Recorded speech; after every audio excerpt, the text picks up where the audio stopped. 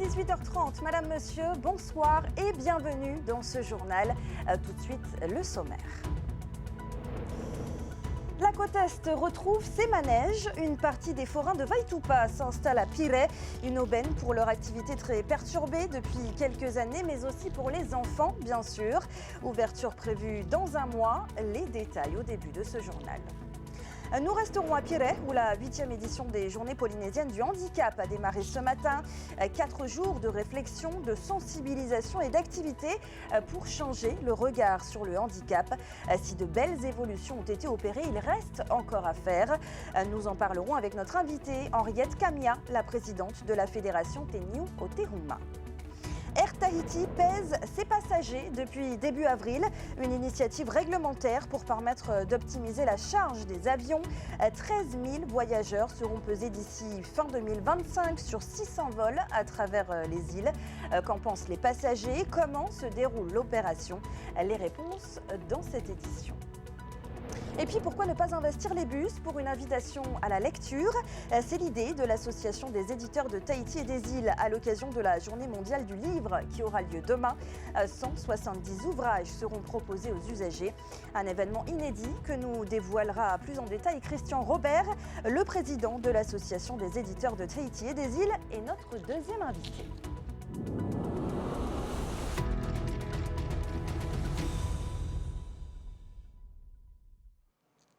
Bonne nouvelle donc pour les enfants. Les papillots réinvestissent la côte Est, à Pirée plus précisément, où une quarantaine de forains sont en cours d'installation. Des forains de Vaitupa heureux de pouvoir reprendre leur activité qui avait été très perturbée ces derniers temps. Écoutez les précisions de Sam Teinaori. Donc ils pourront se garer sur le parking de Aurigniao. Et là, sur cette partie de grillage, la commune nous a donné l'autorisation de faire un escalier et un portail qui sera fait sécuriser la nuit bien sûr. Et les gens pourront passer directement pour accéder au site sans faire le grand tour. Depuis hier, les membres de l'association des forains de Faa ont commencé à investir le site de l'ancien commandement supérieur des armées pour organiser leur installation. L'autorisation d'occupation a été accordée depuis peu par la municipalité de Pirée. Le site de Vaitupa était devenu beaucoup trop petit pour accueillir toutes les associations foraines de la ville de Faa.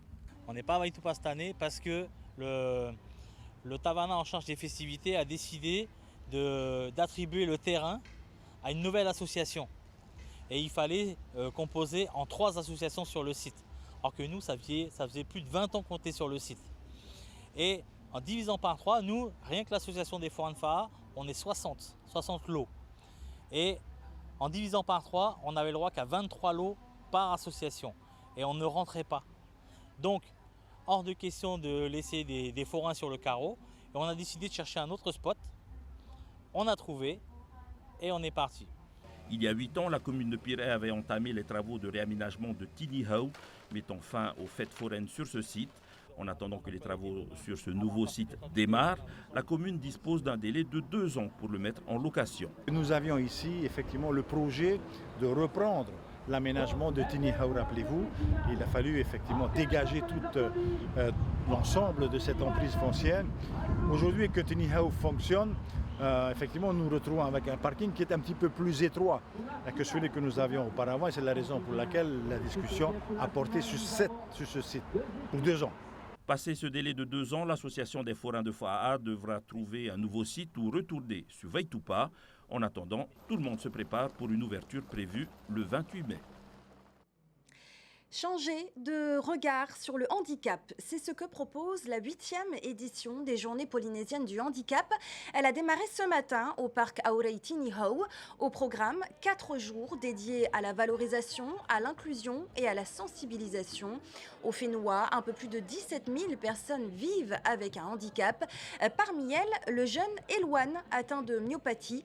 Pour connaître ses difficultés du quotidien, nous l'avons suivi ce matin dans son parcours en fauteuil roulant pour se rendre à son travail. C'est un portrait signé Laure Philibert et Mérité Atto. Circuler en zone urbaine aménagée, un acte qui demande parfois beaucoup de patience pour les personnes à mobilité réduite. Chaque jour, Elouane Le Naour en fait l'expérience. Atteint de myopathie de Duchenne, il traverse l'est de Papeete en fauteuil roulant pour se rendre de la fraternité chrétienne au centre-ville, quelques centaines de mètres qui relèvent parfois du parcours du combattant. C'est toujours le même parcours, mais les obstacles peuvent être différents selon les journées. Aujourd'hui, par exemple, c'était plutôt une belle journée, voilà, parce qu'on n'a pas eu de problème de scooter mal garé, on n'a pas eu de problème de dépotoir sauvage, parce qu'il m'est déjà arrivé de rencontrer sur mon chemin un frigidaire. Les derniers aménagements ont tout de même sécurisé les abords des routes, mais les incivilités perdurent. Non seulement les trottoirs, s'il faut traverser les trottoirs, il y a des voitures qui gênent tout, voilà, tout le temps. Tout le temps, il doit faire attention aussi, voilà. S'il y a un groupe de fauteuils qui font des sorties justement l'extérieur, justement c'est pour évaluer l'accessibilité, les difficultés qu'ils rencontrent. Certains trottoirs sont légèrement plus accessibles. On a changé les fins de trottoir par des pentes. Ça c'est beaucoup mieux pour aller dans les endroits clés ou dans les endroits où j'ai besoin d'aller. Il y a toujours un moyen ou un chemin pour y aller. Bon, il n'est pas forcément toujours évident. Parfois, il faut contourner par d'autres chemins qui font des trajets beaucoup plus longs et dangereux. Malgré une licence en poche, le jeune homme multiplie les tentatives pour parvenir à s'insérer durablement sur le marché du travail. Voilà, et la présidente de la Fédération Teniu Tehuma est parmi nous ce soir. Henriette Kamia, bonsoir. Bonsoir et merci de m'avoir invité ici chez vous ce soir. Et merci à vous d'être présente sur le plateau de TNTV. Les journées polynésiennes du handicap ont donc démarré ce matin. Elles auront lieu sur 4 jours. Quel est l'objectif de cette manifestation ? L'objectif, c'est vrai qu'on a choisi le thème de changer le regard sur les personnes handicapées, mais en fin de compte, il n'y a pas que ça. On aimerait que ces journées servent aussi à sensibiliser le reste de la population sur le fait que les problèmes que nous rencontrons pourraient s'améliorer si tout le monde mettait un peu du sien. C'est-à-dire le handicap, c'est l'affaire de tous finalement. C'est l'affaire de tous, on est bien d'accord, parce qu'aujourd'hui, la population vieillit et souvent, en fin de vie, parfois on a des personnes qui deviennent handicapées, pas toujours, mais quand même, on se rend compte quand même, en vieillissant, on acquiert d'autres, ou même la maladie, il y a beaucoup de personnes aujourd'hui, les maladies que nous avons dans notre population fait souvent que ça finit, il y a des répercussions qui font que ces personnes deviennent des personnes handicapées. Il est d'autant plus important de s'emparer de cette problématique.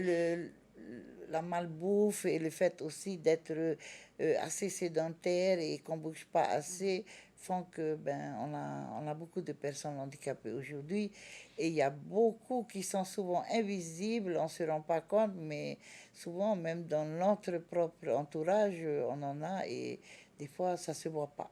Et l'idée, donc, c'est de les rendre visibles, finalement, au travers de ces 4 jours de manifestation. Il y aura qui sur place ? Il y a qui ? Les associations, les îles sont également présentes, représentées ? C'est vrai qu'aujourd'hui, nous avons... oui, d'habitude, on a toujours Moorea. Et cette année, nous avons Raiatea qui vient pour la première fois. Et vraiment, nous les accueillons avec beaucoup de bonheur parce que même eux, d'être là et de venir aussi partager avec nous leurs soucis et puis nous, partager avec eux nos expériences, comment on s'est débrouillé, comment on a amélioré notre façon de prendre en charge les personnes handicapées pour les amener vers l'insertion sociale et aussi l'insertion professionnelle.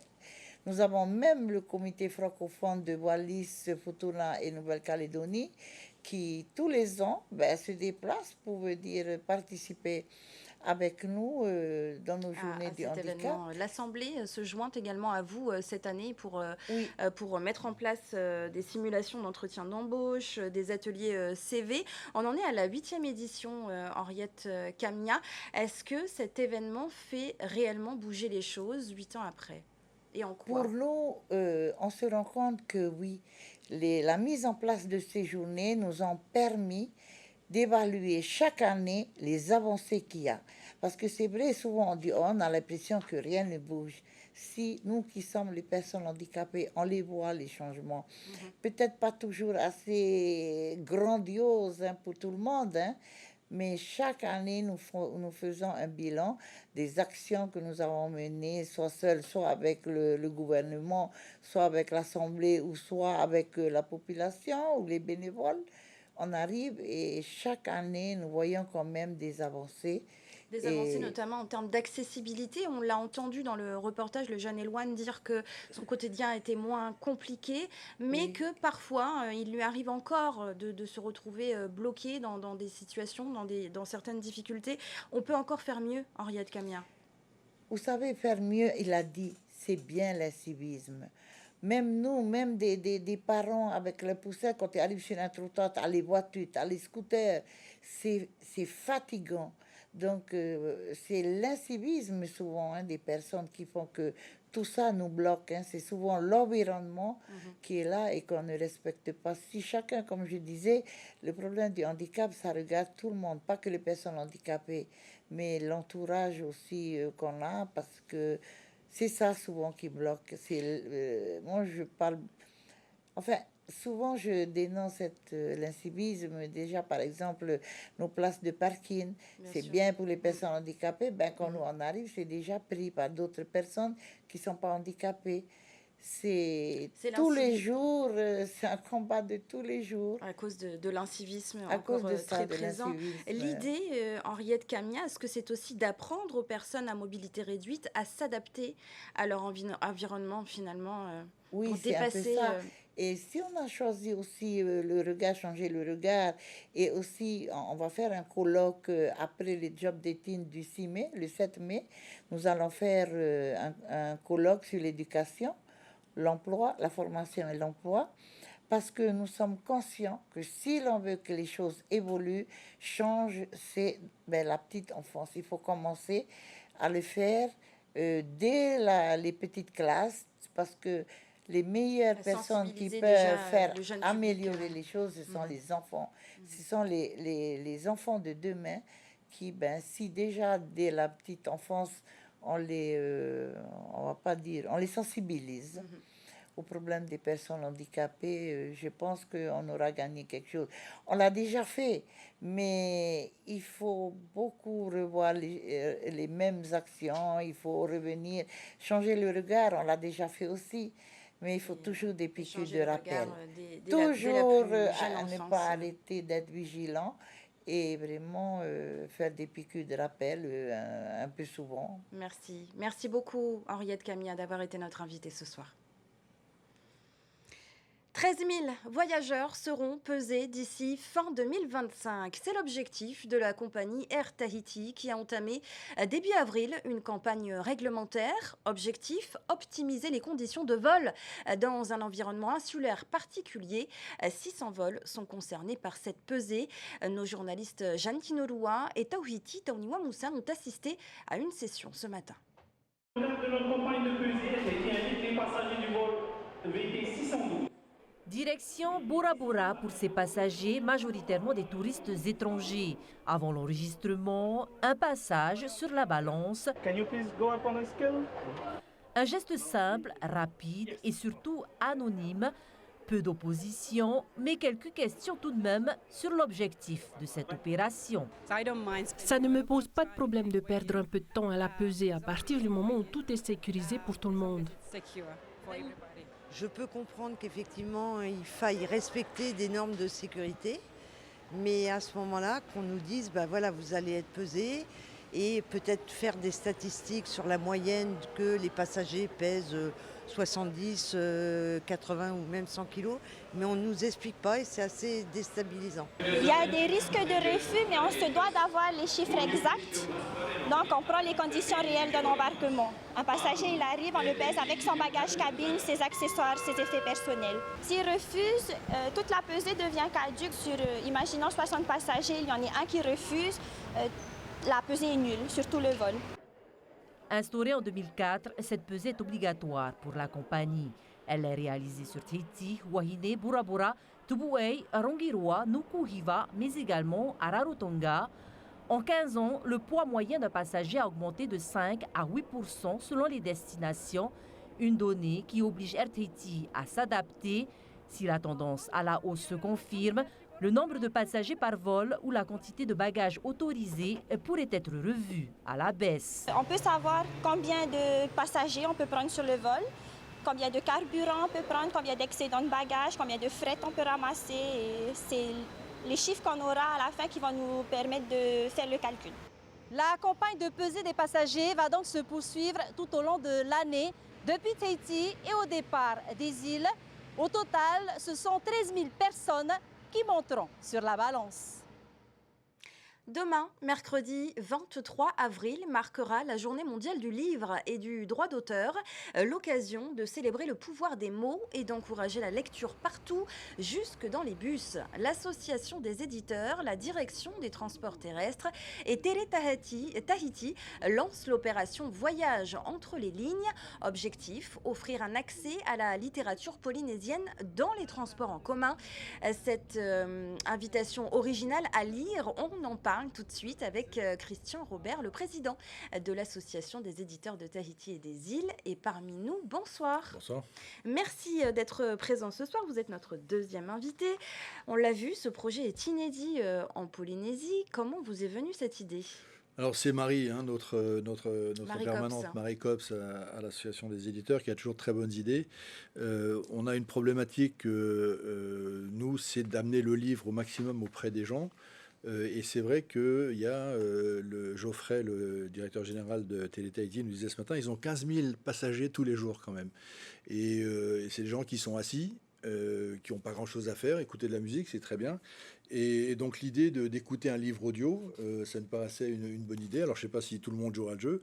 En tout cas, on a mis tout en place avec le concours de la direction des transports terrestres. On va en parler justement. Vous disiez donc c'est de proposer des livres audio, 170 ouvrages exactement. Il y a beaucoup d'ouvrages. Là où c'est important, c'est quand même que de réaliser qu'un livre audio, c'est un livre. Alors, Henriette était là. C'était ma question suivante. Ouais. Est-ce que écouter un livre, c'est lire ? C'est lire. Alors là, on est tout à fait d'accord avec ça. Le principe de la lecture, c'est on reçoit une information et on se construit l'imaginaire. On se fait les personnages, on se fait les décors. Et un livre, qu'il soit lu, visuel ou écouté audio, on a le même travail à faire. Enfin, notre imaginaire a le même effort à faire. À la différence de ce qui nous est servi tout cru, les séries, les films, où là, en fait, très peu de notre cerveau est mobilisé et l'imaginaire est très peu mis à contribution. Donc, un livre audio, c'est lire également. 170 ouvrages qui ont été sélectionnés C'est les ouvrages qui sont édités par l'Association des éditeurs de Tahiti et des îles. On a fait deux choix, c'est-à-dire qu'il y a des petits tickets qui seront distribués demain, un QR code, et on rentre sur la page d'accueil, et il y a une playlist pour les enfants et une playlist pour les adultes. Et après, il y a également un lien vers notre plateforme de podcast, et là, on a plus de 170 ouvrages, mais également des conférences du Salon du Livre, plein de choses très intéressantes. Encore une fois, l'idée demain, c'est Journée mondiale du livre et du droit d'auteur, c'est quelque chose qui est très important. Le livre n'est pas aujourd'hui, le livre perd du terrain en fait, contre les écrans.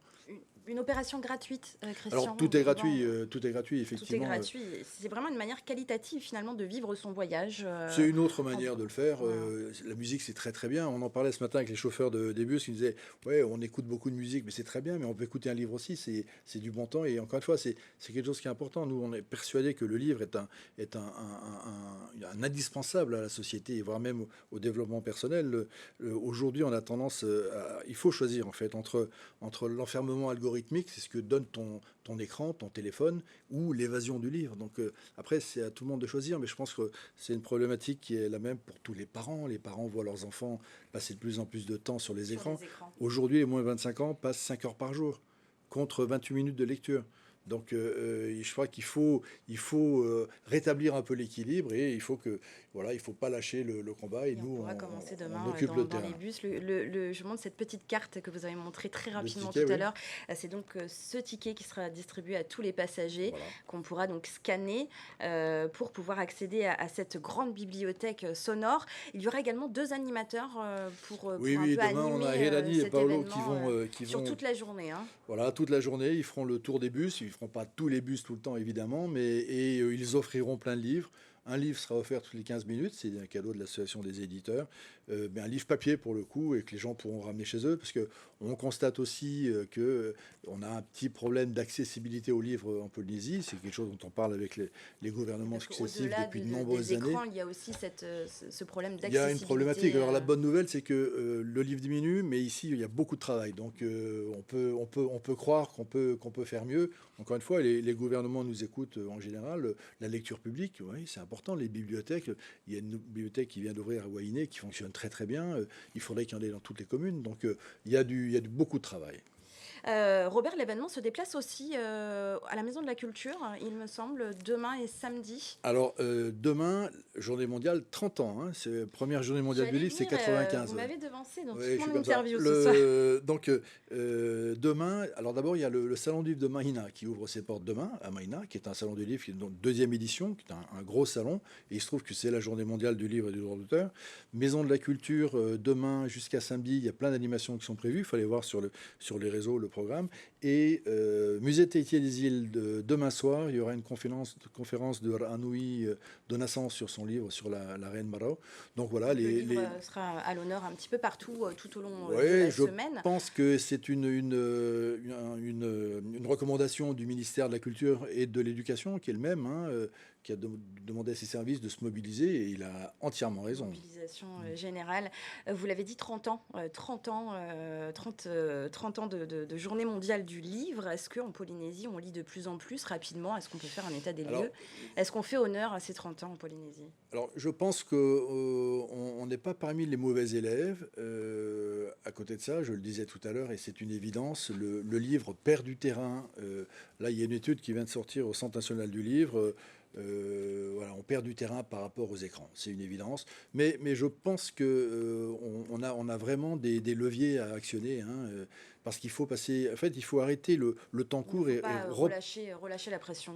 On lâche pas la pression, c'est pas notre truc. Ouais. Merci beaucoup d'avoir été notre invité ce Merci. soir.